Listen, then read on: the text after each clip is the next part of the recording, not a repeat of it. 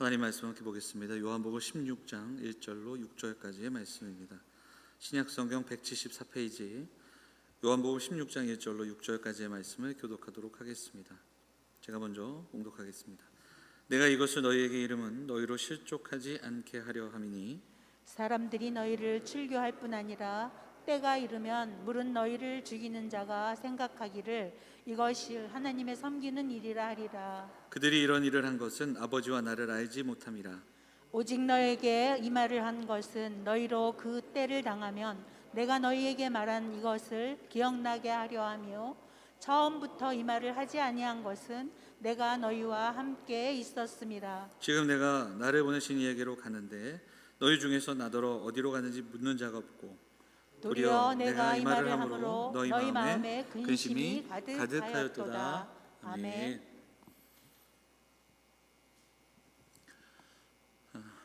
할렐루야. 평안하셨습니까?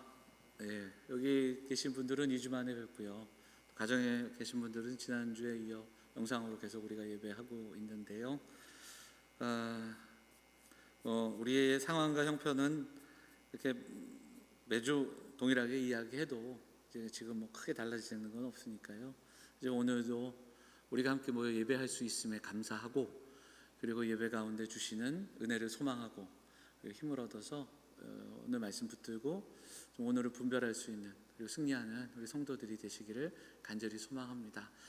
힘겹고 어렵지만 잘 견뎌내 주시고 또 잘 이겨내셔서 너무 감사하고요. 오늘도 주님 주시는 힘으로 우리가 함께 좀 일어설 수 있는 힘을 내는 귀한 시간이 될 수 있기를 간절히 소망합니다. 자, 우리 양옆에 계신 분들 인사하도록 하지요. 가정에서도 우리 가족들이 서로 인사하고요. 네, 잘 오셨습니다. 반갑습니다. 인사할까요? 네. 당분간 우리가 2단계로 이제 낮춰왔는데, 오늘도 지금 예배 전에 구청에서 이렇게 지도하시는 분들이 오셔서 저희 보고 너무너무 우리 교회는 잘하고 있다, 너무 고맙다, 특별히 하는 거 없는데 이 정도만으로도 고맙다고 하니까 저희도 오히려 감사하고, 오셔서 저희 교회 이렇게 방역하는 거나 또 예배 준비하는 모습에 보시고, 그리고 또 사진도 찍고 정리하고 가셨습니다. 당분간은 이 단계가 좀 지속되면 오실 때에 이렇게 지금 이 자리 식으로 한 자리에 한 명씩 앉되 양쪽 끝으로 이렇게 앉아서 좀 우리가 예배를 하면 크게 어려움이 없을 것 같고요. 그리고 그러기에는 이제 안내하시는 분들 계시지만 좀 일찍 오시는 분들은 앞에부터 딱딱 그렇게 앉으면 자리가 좀 충분히 되지 않을까, 그렇게 생각이 듭니다. 예, 예배 끝나고 또 얘기하겠지만 어쨌든 그렇게 해서 예배하고, 우리 가정에서 지금 예배하시는 분들도 제가 1년 동안 못 뵌 분들도 있더라고요. 신방하면서 또 체크하고 그러니까 지금 한 1년을 못 뵌 분들도 있고 그래요. 아기 있는 집들. 그리고 어떤 집은 영상으로 아기를 봤는데 못 알아보겠더라고요. 애가 너무 커가지고, 만한 애기였는데 그냥 애가 너무 커서 이제는 조금씩 우리의 마음을 좀 먹고 또 한 주 정도 예배 나오면서 이렇게 한 걸음 한 걸음 이렇게 해야 될 필요가 있지 않을까. 1부와 3부에는 시간이 자리가 좀 있으니까요. 그때 이용하셔서 오시면 크게 어려움 없이 예배할 수 있겠다 생각이 듭니다. 자, 오늘 본문 말씀 요한복음 16장 말씀을 통해서 그들의 때가 이를 때라는 제목으로 하나님의 말씀을 좀 나누도록 하겠습니다. 제가 청년부 시절 친하게 지내던 후배 중에 한 명이 있었는데, 그 친구는 고등학교 2학년 때 신앙생활을 시작했고 친구 따라 예배당에 와서 그냥 아무 생각 없이 시작했던 신앙생활이 고3 때 예수 그리스도를 만났고, 그리고 그 친구가 또 공부도 잘했어요. 서울대를 갔거든요. 그러면서 그 친구가 그냥 신앙에 불이 붙어서 엄청 열심히 신앙생활을 했는데, 문제는 뭐냐면 그 아버지가 이 교회 다니는 걸 반대하셨습니다. 제 기억에는 한 번은 그 친구가 교사도 하고 그랬는데, 그 초등부 예배 때 저랑 같이 초등부 교사를 할 때 아버지가 예배당으로 들어오셔서 머리구덩이를 잡고 집으로 끌고 갔어요. 예. 그래서 저희도 놀라고, 그 다음에 또 근데 그럼에도 불구하고 그 친구는 또 와서 예배하고 이제 그런 기억이 있습니다. 근데 이제 그런 거 가운데 이렇게 보면 참 마음이 아프고 또 상처가 있는 그런 모습들이 있죠. 그런 경우들이 좀 있습니다. 전에 있던 교회에서 신앙생활하는 우리 자매들 중에 한 성도가 어렵게 믿음 생활 시작했는데 집안에 어려운 일이 한두 개씩 생기니까 남편이 핍박하는 거예요. 교회 가서 그렇다. 그런 문제로 인해서 이제 힘든 일이 또 있고 하다 보니 자꾸 어려운 일이 부딪힐 때마다 교회 가는 거에 대한 그 핍박이 다가오면 굉장히 견디기 힘든 거죠. 그래서 결국은 신앙생활을 온전하게 하지 못했던 그런 성도의 기억도 있습니다.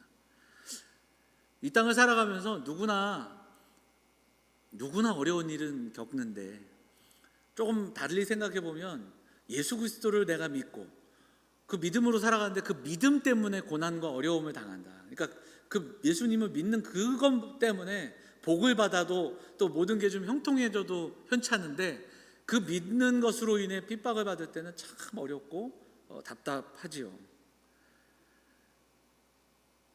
그때는 참 신앙이 흔들릴 수가 있습니다. 역사적으로 보면 이스라엘 백성들이 그랬습니다. 구약 성경을 보면 이스라엘 백성들이 먼저는 이제 북이스라엘이 기원전 722년에 아수르에 멸망하고 BC 586년에 남유다가 바벨론에 멸망합니다. 그때 그들이 생각한 게 이런 겁니다. 도대체 왜 우리에게 이런 일들이 있을까? 살아계신 하나님이 애굽에 있는 우리를 데려다가 가나안의 왕국을 세우시고 하나님을 섬기는 백성 삼으시고 다윗 같은 성군 위대한 왕을 통해서 이 엄청난 나라로 만드셨는데 왜 우리가 이런 일들을 겪을까? 더구나 그들에게 이긴 아수르나 바벨론이 그들을 조롱하기 시작하고 약 올리면 너희 하나님 어디 있느냐? 이런 조롱을 들을 때 참 답답하기도 하고 안타깝기도 하는 겁니다. 하나님보다 바벨론의 신인 마루둑이 더 위대한가? 하나님이 무능하신 거 아닌가? 이런 생각을 하게 되는 거죠. 이스라엘 백성들이 바벨론 포로 기간 동안 그런 생각을 많이 했던 것 같아요. 그 질문에 대한 답이 무엇인가? 그게 바로 요즘 지난 한 달 동안 우리가 새벽 기도 나눈 열왕기 상하 말씀이 거기에 대한 어떤 답과 같은 말씀입니다. 그러니까 바벨론 포로 생활 동안 그들이 하기 시작한 게 역사를 정리하는 겁니다. 그래서 하나님이 약하고 하나님 무능하신 게 아니라 우리의 살아온 날들과 말씀을 돌아보고 역사를 돌아보니 우리에게 연약함이 있고 우리에게 죄가 있고 우리의 부족함이 있다라는 거. 우리가 하나님 말씀대로 살지 않았고 우리가 하나님을 우상과 겸하여 섬겼고 우리가 하나님을 떠난 민족이었고 이런 것을 돌아보게 되고 역사를 정리해서 하나님이 바벨론의 신보다 약한 것이 아니라 우리가 그 하나님을 배반했고 우리가 언약을 지키지 못했다. 그 이야기를 들려주는 것이 바로 열왕기서입니다. 열왕기서가 끝나면 바로 또다 비슷한 역사서가 이어지는데 그게 뭡니까? 역대기죠. 그러면 성경을 읽다 보면 좀 그런 질문을 할 수도 있습니다. 왜 열왕기가 있고 역대기가 있을까? 같은 역사의 기록인데, 그러니까 역대기는 남유다를 중심으로 기록되어 있는 건데 그것 역시 왕들의 기록입니다. 근데 보는 시선이 조금은 달라요. 열왕기는 우리가 잘못했고 우리가 어떤 죄를 지었는가에 초점을 맞춘다면, 심판에 초점을 맞춘다면, 역대기는 그럼에도 불구하고 다윗을 통해서 다윗 언약을 맺으신 하나님이 어떻게 회복시키는가, 여기에 초점을 맞추거든요. 근데 중요한 것은 둘 다 포로 생활이라는 어렵고 고난이 있고 재난이 있는 시기 속에서 세상은, 그러니까 그들이 처한 상황들은 하나님이 계시지 않은 것 같고, 그리고 하나님이 무능한 것 같이 여겨지던 그 시대 속에서 그들이 했던 역사의 정리는 바로 하나님께 문제가 있는 게 아니라 바로 우리에게 있었다는 걸 깨닫는데 거기에 초점이 있다는 겁니다. 오늘을 살아가는 우리도 많은 이들이 교회가 핍박받고 어렵다 이야기하지만 지금 우리는 오히려 우리의 살아가는 날들을 돌아보며 지금 우리의 모습이 바로 이스라엘 백성들이 깨달았던 그것과 같지 않은가. 오히려 우리가 살아온 날들, 교회의 모습, 연약함들을 돌아보며 우리가 하나님께 돌이켜야 할 때임을 기억하는 그런 시기가 되어야 하지 않을까, 그런 생각을 해보게 됩니다. 예수님께서 제자들에게 마지막 당부의 말씀을 하십니다. 그게 이제 14장, 15장, 16장의 이야기였습니다. 우리가 14장부터 시작할 때 이것은 예수님의 마지막 고별 설교와도 같다. 다른 공관복음보다 굉장히 더 구체적으로, 그리고 가까이에서 말씀하셨던 말씀으로 요한이 정리하고 있다.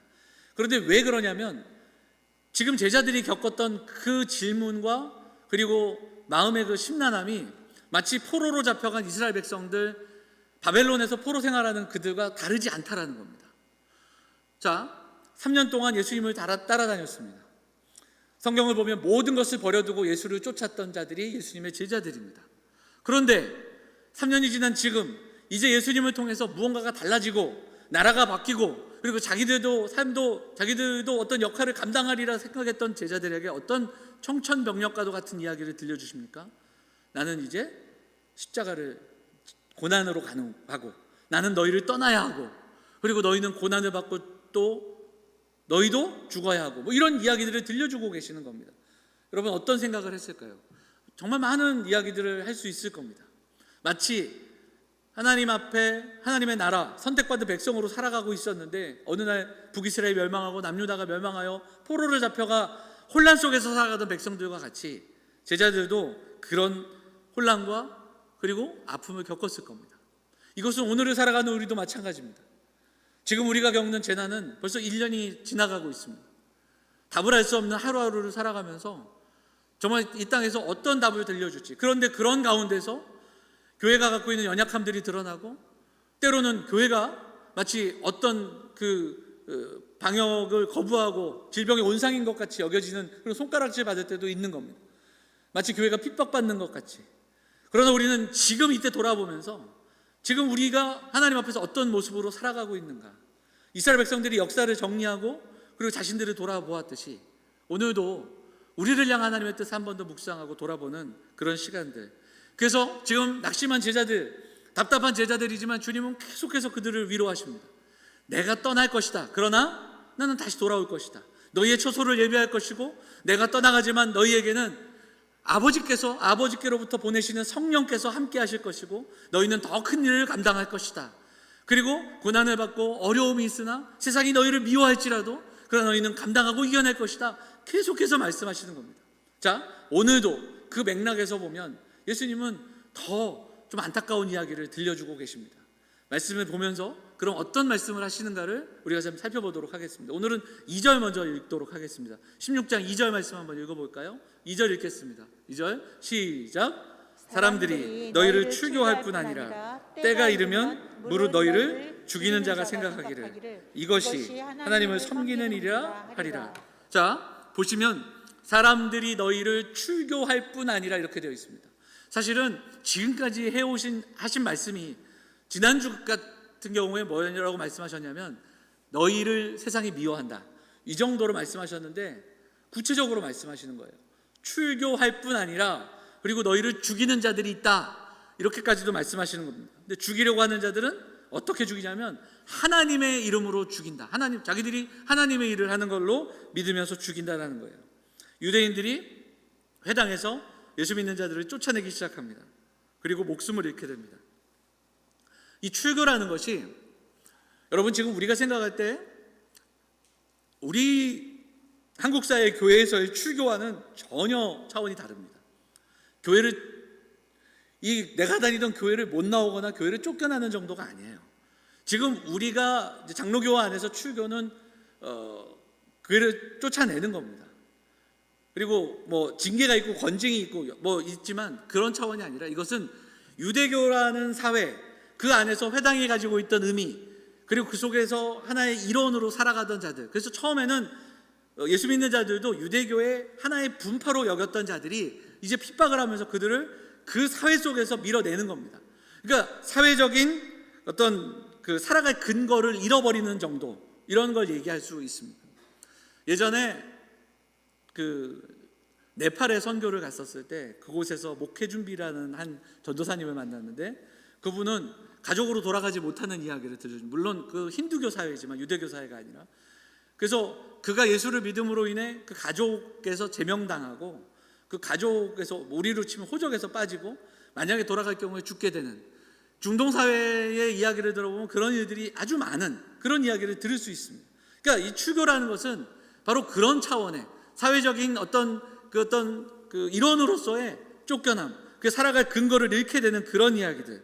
그리고 심지어는 더 나아가서 그들이 죽음을 당하게 되는, 사도행전을 우리가 읽어보면 사도행전 통해서 유대교를 통해 핍박을 받고 예루살렘에서 도망을 가고 사마리아와 또 온 유대 땅으로 흩어지는 그런 이야기들을 우리가 기억을 해보면 우리가 좀 더 이해할 수 있을 겁니다. 더구나 그들은 유대교의 이름으로, 하나님의 이름으로, 여호와의 이름으로 핍박하며 예수 믿는 자들을 이교도 취급하며 죽이게 되는 그런 이야기가 실제로 사도행전에 나오는 것을 볼 수 있습니다. 자, 세상이 너희를 미워할 것이야. 그런데 오늘은 추교당할 수도 있고 죽을 수도 있다, 이런 이야기를 듣고 있습니다. 여러분, 제자들의 마음은 어떨까요? 이 이야기를 듣고 있는 제자들의 마음이 어떨까요? 참 많은 생각을 하지 않겠습니까? 저는 생각해 보니까 황당할 것 같기도 하고 서운할 것 같기도 합니다. 3년 동안 모든 것을 버려두고 쫓았던 예수님이 결국 지금 들려주시는 말씀이 이런 말씀, 도대체 나는 3년 동안 무엇을 했던 건가, 이런 생각도 하지 않았을까. 어떤 제자는 내가 이 양반한테 속은 게 아닌가, 이런 생각도 했을 겁니다. 오늘 본문에 보면 6절에 그들이 마음의 근심이 끝까지 가득하였도다, 이렇게 6절 말씀에도 보면 그렇게 이야기하는 것을 보면 제자들의 상황을 우리가 알 수 있는 겁니다. 자, 그런데 주님은 계속해서 이 말씀을 하시는데 오늘 본문에 내가 왜 이 이야기를 하는지를 들려주고 계십니다. 자, 1절 말씀을 읽어보도록 할까요? 1절 같이 읽겠습니다. 시작. 내가 이것을 너희에게 이름은 너희로 실족하지 않게 하려 함이니. 이것을 너희에게 이름은, 이것을 말하는 이유는, 이게 이제 15장에서도 나왔고 14장에서도 이런 구절들이 나왔습니다. 말하는 이유가 있습니다. 그건 무엇입니까? 제자들이 실족하지 말아달라는 겁니다. 그리고 예수님은 알고 계시다는 거예요. 예수님은 제자들의 근심과 염려를 안타까워하시면서 분명하게 주님의 마음을 들려주십니다. 너희가 실족하지 않기를 원한다. 흔들리지 않기를 원하시는 주님의 마음입니다. 요한복음이 쓰여졌던 초대교회도 유대교의 박해가 끝나고 로마의 박해가 있었고, 그리고 사회적인 고립이 있었습니다. 교회가 분열되고, 사도 요한은 이 주님의 말씀을 다시 한번 기억하면서 성도들에게 설교하고 있는 겁니다. 주님은 제자들이, 사도들이 실족하지 않기를 원하셨습니다. 그 주님은 오늘도 우리가 실족하기를 원치 않으십니다. 박해와 어려움이 있었지만, 사도들이 갔던 그 고난의 길이 우리에게도 있지만, 그러나 그 고난을 이겨낼 힘을 주님은 주실 겁니다. 주님은 이 모든 것을 미리 알고 계셨습니다. 그럼에도 불구하고 주님은 이 길을 우리에게 허용하신 겁니다. 이런 내용의 설교를 들려주고 있는 겁니다. 사랑하는 여러분, 너무나도 힘겨운 시대들이 있었습니다. 믿음으로 살아가는 것이 목숨을 내놓을 수밖에 없는 때가 있었고, 사회적으로 고립되는 시대도 있었습니다. 우리가 살아가는 오늘 어떻습니까? 목숨을 걸고 믿는 시대는 아닐지라도 사회적인 재난 속에 우리도 참 감당할 수 없는 어려움들이 삶에 산재되어 있는 것을 보게 됩니다. 재난의 시대에 과연 우리는 어떤 고백으로 살아갈 수 있을까? 우리 주님이 제자들에게, 그리고 초대교회에 들려주시는 것처럼, 그리고 오늘도 우리에게 들려주시는데, 그럼 주님은 오늘 왜 우리에게 이 이야기를 들려주시는가? 그것을 한 번 더 묵상하고 그 주님의 마음을 묵상하면서 주님 오늘도 우리에게 말씀하시는 겁니다. 너희들이 실족하지를 원하지 않는다. 너희가 고난과 어려움을 이겨내기를 원한다. 그 이야기를 들려주시는 게 아닐까, 그런 생각을 해보게 됩니다. 사랑하는 성도들이 오늘 말씀을 좀 붙들고 이 고난과 어려움의 시대 속에 우리가 어떻게 이것을 해석하고 또 일어설 수 있을지 한 번 더 묵상하면서 힘을 얻고 또 은혜를 경험하는 시간들이 될 수 있기를 간절히 소망합니다. 저는 오늘 본문 말씀에서 한 2가지 정도로 요약을 하면서 적용하고 기도하기를 원하는데요. 첫째, 우리가 좀 기억해야 할 것이 있습니다. 첫째는 1년에 우리 인생에 어려움이 있고, 또 봄날이 있고, 또 힘든 일이 있고, 이렇게 우리한테 산재되어 있는 수많은 문제가 있듯이 1년을 보아도 따뜻한 봄만 있는 것이 아니라 뜨거운 여름이 있고 가을이 있고 또 추운 겨울을 만나듯이 우리가 이 땅을 살아가는 우리의 인생에는 꽃길로만 채워지지 않는다는 것을 먼저 우리는 기억해야 됩니다. 그런데 오늘 제자들에게 들려주시는 주님의 말씀을 들으면서 그렇게 살아가는 수많은 흔들리는 시간 속에 살아가지만, 그러나 그 시간이 결코 우리의 시간이며 세상의 시간이며 그저 흘러가는 시간이 아니라 하나님의 때를 살아가고 있고 하나님의 시간표 속에 우리가 있고 그 하나님의 시간 안에 우리가 살아가고 있다는 것을 믿으며 살아가는 사랑하는 성도들이 되시기를 간절히 소망합니다. 오늘 말씀은 그것을 들려줍니다. 오늘 본문을 보면 2절과 4절에 어떤 말씀을 들려주시는지 한번 보도록 하죠.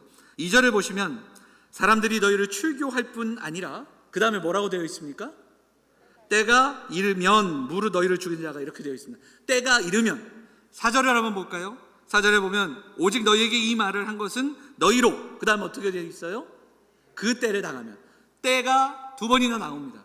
그런데 이제 한글 성경 자체가 번역된 부분들이기 때문에 이것을 그냥 보면, 뭐 2절만 보면 때가 이르면 이렇게 되어 있어. 이 문장을 그냥 이렇게만 보면 어떻게 이해할 수 있냐면 조건으로도 이해할 수 있고요, 그리고 가정으로도 이해할 수 있는 겁니다. 만약에 때가 이르면, 때가 이른다면. 그러나 이것을 다른 번역본과 또 원어를 찾아보고 살펴보면 이것은 가정법이 아닙니다. 직설법으로 되어 있어요. 그건 뭐냐면 때가 이를 것이다, 이것을 선언하고 계시는 거예요. 그 때에 이렇게 되어 있는 것이 훨씬 더 자연스럽습니다. 예수님은 그 때를 알고 계심을 들려주고 계시는 거예요. 그때가 언제인지, 그때를 어떻게 피할 수 있는지, 그때를 어떻게 우리가 모면할 수 있는지를 말씀해 주는 게 아니라 제자들에게 그때는 올 것이다 분명하게 말씀하는 겁니다. 그리고 이 문장 안에는 멀지 않았다라는 의미도 담겨 있습니다. 그래서 진짜로 보면 이 말씀을 하신 이후에 며칠 후에 예수님은 잡혀가시고 진짜로 이 고난을 몸소 겪어내시는 겁니다. 4절에서 역시 동일하게 나오죠. 그 때를 당하면, 이렇게 되어 있습니다. 이것도 이 구절만 읽으면 조건이나 가정처럼 들리지만 그렇지 않습니다. 다른 번역본을 보면 이렇게 번역이 되어 있습니다. 그들의 때가 이를 때, 오늘 제목이 마치 유대인들의 때가 이를 때, 이렇게 되어 있습니다.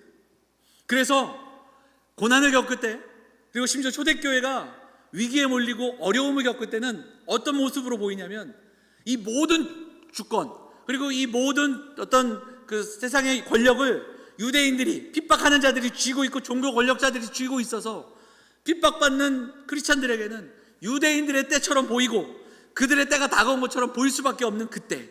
그러나 성경이 말하는 때는 항상 어디를 향하고 있냐면 그 때의 주관자는 누구신가? 하나님이시라는 것을 분명하게 성경은 말씀하고 있다는 겁니다. 이것을 정리하면 어떻게 정리할 수 있는가? 우리가 살아가면서 당장 제자들이, 초대교회 성도들이 유대인들이 주관하고 유대인들이 득세하고 유대인들이 힘을 내는 그때를 겪을 때, 마치 그들의 때가 이른 것 같은 그때 기억할 수 있는 것, 지금도 하나님이 일하시고 계시고 이것조차 하나님이 허용하셨기에 가능하다라는 것을 믿고, 그리고 제자들이 견디기를, 제자들이 일어서기를, 초대교회 성도들이 인내하기를 원하시는 그 주님의 마음이 여기에 담겨 있음을 우리도 볼 수 있어야 합니다. 때는 정해진 때, 그 정해졌기에 하나님이 주관하시는 가장 적절한 때를 의미하는 겁니다. 그들의 때, 유대인들의 때, 악한 이들이 형통하고 세상의 때 같으나 그것조차 이 땅의 역사를 주관하시고 이 땅을 통치하시는 하나님이 잠시나마 허용하셨기에 그들이 그 힘을 부릴 수 있는 것임을 성경은 분명하게 말씀하고 있는 겁니다. 우리의 인생은 항상 같은 날을 살지 않습니다. 우리의 인생은 항상 같은 계절을 경험하지 않습니다. 더구나 우리의 의지와 계획대로 모든 일이 이루어지지 않습니다. 때로는 뒤처지는 것 같고 버려지는 것 같고 그리고 비교되는 것 같은 때가 분명히 있습니다. 더구나 내일을 알 수 없는 이런 재난의 시대를 살아갈 때 참 답답하고 좀 해답을 줄 수 있고 무언가를 풀 수 있는 그런 안타까운 마음들이 분명히 우리에게 있습니다. 그러나 여러분, 우리는 분명히 믿어야 됩니다. 하나님의 시간 속에 살아가는 겁니다. 하나님이 허용하신 시간입니다. 지금은 알 수 없으나 분명히 알 수 있는 때가 있고 그리고 그 때를 우리에게 허락해 주실 겁니다. 창세기를 보면 참 이런 어려운 때를 살아갔던, 그리고 이유를 알 수 없는 고난 속에 있었던 한 사람의 이야기를 우리가 알고 있습니다. 그가 누구입니까? 요셉입니다. 요셉은 가족들에게 버림받고 그리고 형제들이 그를 구덩이에 버려준 채, 그리고 다행히 목숨을 건져 애굽으로 팔려갑니다. 애굽으로 팔려간 그가 거기서 노예살이를 하다가 그 노예살이 속에서 그럼에도 불구하고 하나님을 잊지 않고 하나님 앞에 신실하게 살았음에도 불구하고 그가 또한 누명을 당하고 감옥으로 또 끌려갑니다. 그런데 그가 이 모든 일들을 겪은 이후에 고백하는 몇 가지의 고백이 창세기 후반에 나옵니다. 그가 깨달은 게 뭡니까? 창세기 45장을 한번 볼까요? 45장 5절입니다. 한번 읽어보도록 하겠습니다. 45장 5절 같이 읽을까요? 시작. 당신들이 나를 이곳에 팔았다고 해서 근심하지 마소서, 한탄하지 마소서. 하나님이 생명을 구원하시려고 나를 당신들보다 먼저 보내셨나이다. 자, 버림받고 구덩이로 묻히고 그리고 죽음의 위기, 노예 생활, 그리고 모함받아 감옥에 갇혔던 그가 이후에 하나님께서 그를 이끄시는 모든 일들을 겪은 이후에 그가 깨달은 게 있습니다. 나는 버려진 게 아니라 보내심을 받았다라는 걸 깨닫는 겁니다. 버려진 게 아니라 보내심을 받은 겁니다. 버려진 게 아니라 미리 심겨 놓으셨다라는 걸 깨닫게 되는 겁니다. 하나님이 주관하시는 그때, 하나님이 인도하시는 그때를 그가 경험하는 겁니다. 요셉은 보디발의 집에서 신실한 종으로 살아갑니다. 그리고 하나님을 기억했고, 그리고 누명을 당합니다. 감옥에 가서 술 맡은 간원과 떡 맡은 간원의 꿈을 해석해 줍니다. 그런데 그 내용을 가만 보면 그가 부탁하는 게 있습니다. 간절한 마음으로 자신들이 나아가 은혜를 입을 때 나를 기억해 달라고. 성경은 어떻게 합니까? 그들이 요셉을 잊었더라. 그 구절이 담겨 있습니다. 그리고 3년이라는 세월이 흘러갑니다. 여러분, 그 모든 시간들을 가만히 보면 얼마나 아프고 암담하고 답답한 시간을 보냈겠습니까? 그러나 그가 깨닫는 것이 무엇입니까? 버려진 것이 아니라 보내셨다. 버려진 것이 아니라 나를 미리 심기셨다라는 것을 두려워하는 형들에게, 야곱의 가족들에게 들려주는 요셉의 고백이 성경에 나오고 있습니다. 로마서 5장을 보면 사도 바울이 어렵고 힘든 시기를 보내지만 그 속에서 그리스도의 은혜를 감당하며 또 이 영광을 경험한 자들의 이야기를 우리에게 들려줍니다. 자, 로마서 5장 3절 말씀, 4절 말씀 같이 읽겠습니다. 시작. 이는 환난은 인내를, 인내는 연단을, 연단은 소망을 이루는 줄 알미로다. 아멘. 고난과 어려움이 있지만 인내하고 그 인내 속에서 내게 주어진 삶을 훈련으로 받아 그것을 통해서 소망으로 나아가는 성도들의 이야기를 들려주십니다. 사랑하는 여러분, 우리 인생의 주인은 살아계신 하나님이십니다. 우리는 분명히 그것을 믿는 겁니다. 그것을 믿는다면 이 커다란 역사의 물줄기 속에 살아가는 이 안타까운 오늘, 힘겨운 오늘을 하나님이 주관하심을 믿고 살아가야 하는 겁니다. 주님은 제자들이 낙심하기를 원치 않으셨습니다. 주님은 초대교회 성도들이 낙심하기를 원하지 않으셨습니다. 오늘 제자들에게 들려주십니다. 그때가 온다. 그러나 주님은 알고 계셨습니다. 피할 길을, 그리고 피할 방법을 이야기하시지 않고 그것을 온몸으로 담아 오히려 그것을 이겨내기를 원하시는 주님의 마음이 오늘 제자들에게 선포되고 있습니다. 요한도 역시 마찬가지입니다. 그 주님의 말씀을 기억하며 힘겹고 어려운 성도들을 위로하고 있는 겁니다. 악함이 형통하는 것 같고 한숨밖에 없는 그 시간 속에서도 우리가 하나님의 시간 속에 살아감을 믿고 오늘을 살아가는 그런 성도들이 되기를 소망하는 마음으로 요한이 이야기하고 있는 겁니다.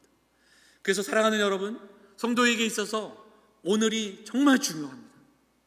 내일도 중요하고 모레도 중요하고 미래도 중요하겠지만 성도는 내일을 알기 위해 애쓰고 수고하기 이전에 오늘을 신실하게 살아가는 사람들이 되어야 합니다.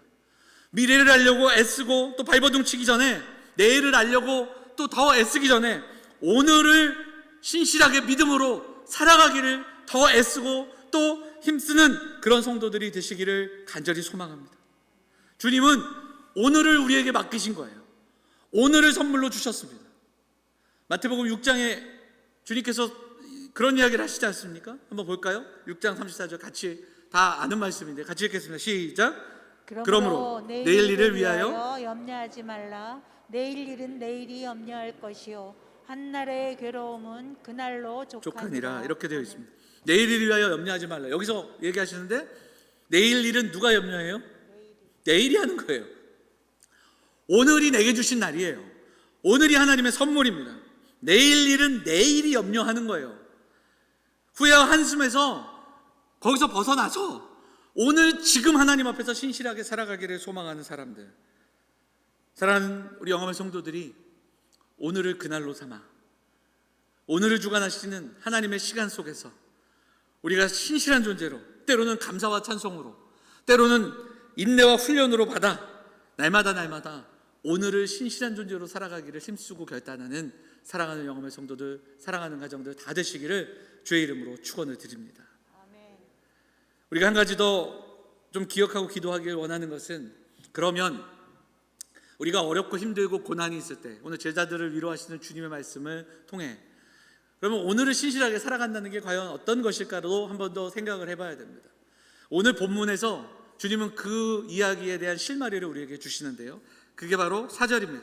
4절 말씀 한 번 더 읽어보도록 하지요. 4절 읽겠습니다. 시작. 오직 너희에게 이 말을 한 것은 너희로 그때를 당하면 내가 너희에게 말한 이것을 기억나게 하려 하며 처음부터 이 이 말을 말을 하지 아니한 것은 내가 너희와 함께 있었습니다. 이렇게 되어 있죠. 주님이 제자들에게 조금은 미안하시지 않았나, 뭐 그런 생각도 해봅니다. 아마 제자들이 이럴 거면 처음부터 나한테 얘기했으면 우리가 3년 고생 안 했지, 뭐 이런 생각도 할 수 있잖아요. 그런데 처음부터 이 말을 하지 아니한 것은 내가 너희와 함께 했다. 이것은 어떤 뜻이냐면, 주님이 함께 계실 때는 필요에 따라 항상 주님이 그들을 토닥이실 수 있고 설명해 주실 수 있고 말씀하실 수 있는 거예요. 그런데 중요한 것은 왜 이 이야기를 지금 하실까? 주님이 떠나시니까. 주님이 떠나시기 때문에 이제 이 말씀을 하시는 거예요. 그럼 뭐라고 들려주시냐면, 너희로 그 때를 당하면, 그들의 때가 너희 앞에 찾아올 때 너희가 이 말을, 너희에게 말한 이것을 어떻게 한다고요? 기억나게 하신다는 거예요. 이거 조금만 바꿔서 얘기하자면, 결국 힘들고 어려운 상황 속에서 제자들이 그것을 이겨낼 수 있는 힘이 어디에 있습니까? 주님이 말씀하셨던 그 말씀을 어떻게 할 때? 기억할 때.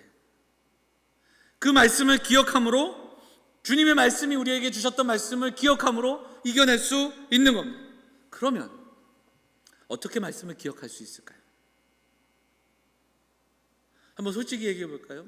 힘들고 어려울 때 말씀이 막 기억나십니까? 어렵고 힘든 선택에 어려움들이 있고 또 마음에서 막 불이 나고 또 때로는 어찌할 바를 몰라 안타까울 때 말씀이 막 기억이 나고 말씀이 생각이 나세요? 생각이 나시는 분도 있겠죠. 자, 이 이야기는, 이 맥락은 어디서부터 살펴보냐면 14장, 15장, 16장에 이미 여러 번 나왔습니다. 말씀은 우리가 애써 기억하기 전에 주님이 약속하셨어요. 14장에 뭐라고 되어 있냐면, 14장 말씀 한번 볼까요? 14장 26절 읽어보겠습니다. 시작. 보혜사 곧 아버지께서 내 이름으로 보내실 성령, 그가 너희에게 모든 것을 가르치고 내가 너희에게 말한 모든 것을 생각나게 하시리라. 예수님이 성령을 약속하셨을 때 성령께서 하시는 일이 뭐라고요? 가르치시고 생각나게 하시는 거예요. 그래서 성령 충만함을 강조하고, 성령께서 우리 안에서 일하신다, 성령께서 여러분들을 생각나게 하실 거예요. 그러면 여러분 여기서 질문 하나 해야 돼요. 어떤 질문을? 왜 내게는 성령께서 일하지 않으십니까? 이런 질문을 해야죠. 그죠? 성령께서 일하신다. 제가 아는 목사님이 아니라 이렇게 어디서 읽은 내용인데요, 어떤 목사님이 설교 준비를 해야 되는데 못한 거예요. 못하고 설교를 하게 된 거예요. 그래서 기도를 막 했어요. 주일날 그냥 일찍 일어나서 설교 준비 시간 안 되니까 한 번만 도와달라고, 성령께서 도와달라고. 근데 진짜로 그날 설교를 했는데 난리가 난 거예요. 막 선포된 말씀에 성도들이 은혜를 받은 거예요. 근데 문제는 뭐냐면 그 다음부터 이 양반이 설교 준비를 안 하고 항상 기도만 하고 단위에 서는 거죠. 여러분, 그러면 그 역사가 날마다 매주마다 일어날까요? 매주 성령의 불이 선포되고 설교가 막 은혜 가는데 설교가 될까요? 그렇지 않아요. 성령이 생각나게 하시고 기억나게 하십니다. 그러면 성령께 모든 책임을 돌려드리고 우리가 힘겹고 어려울 때 그렇게 기도하면 다 생각나게 하실까? 그게 아니죠. 여러분, 기억날 말씀이 담겨 있어야 됩니다. 하나님이 은혜를 주시고 힘겹고 어려울 때 은혜를 주실 때 일할 수 있는 말씀이 우리 안에 있어야 되는 겁니다. 제자들에게 들려주시잖아요. 그러니까 예수님도 기억하라고 말씀을 들려주시는 거 아닙니까? 내가 말한 이 말을 기억나게 하리라. 듣는 말씀이 있어야 되고요, 읽는 말씀이 있어야 되고요, 담겨놓은 말씀이 있어야 됩니다. 우리가 읽지 않고 듣지 않고 생각날 수 있는 그 말씀이 우리 안에 없는데 성령이 일하실 수 있는 그 근거가 없는데 뭐 어떻게 일하시겠어요? 그러니까 믿는다면 성령께서 기억나게 하시고 오늘이 하나님의 때임을 믿고 살아간다면 우리가 지금 오늘 해야 될 일은 뭐냐면 말씀을 담는 거예요. 지금 들은 말씀을 가슴에 담고 오늘 말씀을 한 번 더 기억하고 그리고 한 주 동안 말씀을 읽어 나가고 우리가 요한복음 강의를 하니까 같이 한 번 더 읽어 나가면서 말씀을 우리 가슴에 담고 말씀을 새겨 놓을 때 그때 정말 힘들어 어떤 것조차도 말할 수 없는 그때 그 말씀이 우리 안에서 용솟음 치면서 일어나 우리를 위로하고 우리에게 이겨낼 수 있는 힘을 주는 겁니다. 오늘 하나님의 시간을 살아가며 믿고 힘겨운 삶의 걸음이지만 성령께서 우리를 도우실 수 있는 그 약속을 믿는다면 그러면 오늘 주님이 제자들에게 여러 번 들려주시고 14장부터 안타까운 마음으로 위로하시는 그 말씀을 들려주시듯이 우리에게 들려주시는 이 말씀을 우리는 듣고 읽고 생각하고 담아둘 때 그때 이 말씀이 우리 안에서 일한다는 것을 기억하는 우리 성도들이 다 되시기를 간절히 소망합니다. 그때 성령께서 꺼내 보이시는 겁니다. 예전에도 제가 말씀드렸지만 주일학교 학생들을 가르치면 이것들이 말씀을 듣는지 안 듣는지 교사 때 정말 폭력을 행하고 싶을 정도로 아이들이 말을 안 듣는 그런 때들이 있잖아요. 자녀들을 보면 애들이 도대체 예배를 드리는 건지 안 드리는지. 그러나 제가 교사들과도 이야기하면서 그러나 듣든지 안 듣든지 말씀을 선포하고 같이 말씀을 계속 나누고 그런데 신기하게도 그 말씀들이 하나 둘씩 들려지고 암송하고 그리고 또 같이 이야기하고 나누는 그런 시간들을 보낸 이후에 때가 되매 정하시고 은혜 주시는 때가 되매 그 말씀이 그들 안에서 일하시는 것들을 경험하는 적이 있다고 말씀을 예전에도 드렸습니다. 그런데 그러기 위해서는 말씀이 들려줘야 되고요 말씀을 읽는 훈련들이 필요하고 그래서 주일학교 학생들한테 말씀을 암송하게 하고 말씀을 가르치는 겁니다. 말씀이 선포되는 그 순간 막 아멘하고 아이들이 반응하고 아이들이 기도하고 눈물을 이게 아닐지라도 그들에게 들려지는 그 말씀이 새겨지고 또 그들의 삶 속에 새겨질 때 그 말씀이 일하는 그때를 소망하면서 우리가 그 일들을 감당하는 겁니다. 사랑하는 여러분, 성도들에게 정말 중요한 날들이 많지만 가장 중요한 날은 바로 오늘입니다. 하나님의 때를 살아가고 있음을 믿는다면 지금 하나님 앞에서 신실한 모습으로 예배하고 오늘을 신실하게 살아가기를 결단하는 성도들이 되어야 할 것입니다. 그리고 때로는 예상치 않은 어려움과 고난이 있고 넘어질 수 있지만 기도하며 우리 안에 심겨진 말씀들이 일할 수 있도록 성령께서 기억하게 하시고 생각하게 하시고 묵상하게 하심을 우리가 믿으며 오늘 다시 한번 말씀을 담아두고 우리의 삶의 자리로 나아가는 그래서 재난의 시대를 살아가지만 살아가는 그곳에서 선한 능력의 사람들로 믿음의 사람들로 오늘을 살아가는 성도들이 다 되시기를 간절히 소망합니다. 그 믿음으로 오늘도 우리가 함께 기도하며 어떤 상황도 세상의 때 그들의 때가 아니라 주님의 때이며 하나님의 시간 속에 우리가 있음을 믿고 오늘도 다시 한번 그 하나님의 때를 살아감에 있어 주신 말씀으로 세상을 분별하며 이 고난을 해석하며 승리하며 살아가는 우리 영암의 성도들이 다 되시기를 주의 이름으로 축원을 드립니다. 말씀 붙들고 함께 잠시 기도하겠습니다. 우리 함께 기도할 때 하나님께서 주시는 오늘을 우리가 믿음으로 살아가기를 결단하고 소망하는 시간 되기를 원합니다. 오늘 하나님 앞에서 신실하게 살아갈 힘을 구하며 성령 충만을 구하며 기도하겠습니다.